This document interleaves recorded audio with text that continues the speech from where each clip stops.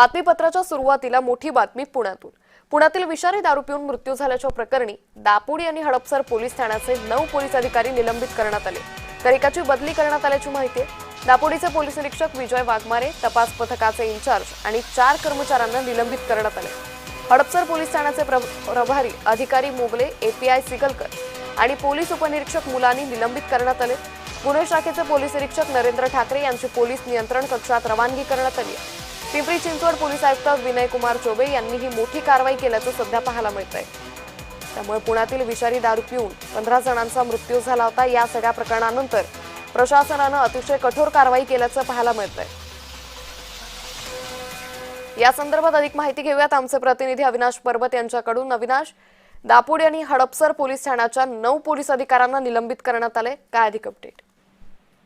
नक्कीच आपल्याला माहिती आहे पिंपरी चिंचवड फुगेवाडीमध्ये विषारी दारू पिऊन जे आहे जो आकडा पहिले सुरुवातीला 6 होता तो आता 10 पर्यंत पोहोचलेला आहे। त्याचबरोबर 5 जण जे आहेत ते अजूनही आयसीयू मध्ये ऍडमिट आहेत। त्यांच्यावर त्यांची प्रकृती देखील अतिशय गंभीर असल्याचे जे आहे ती माहिती पोलिसांकडून देण्यात आलेली आहे। या संपूर्ण घटनेला जे जबाबदार आहे अशा पोलीस अधिकाऱ्यांना तसेच कर्मचाऱ्यांना साधारण 5 पोलीस अधिकारी आणि कर्मचाऱ्यांना जे आहे ते निलंबित करण्यात आलेले आहे। हे पिंपरी चिंचवडचे आहे। त्याचबरोबर हडपसर मध्ये देखील अशीच घटना झाली होती। त्यामध्ये देखील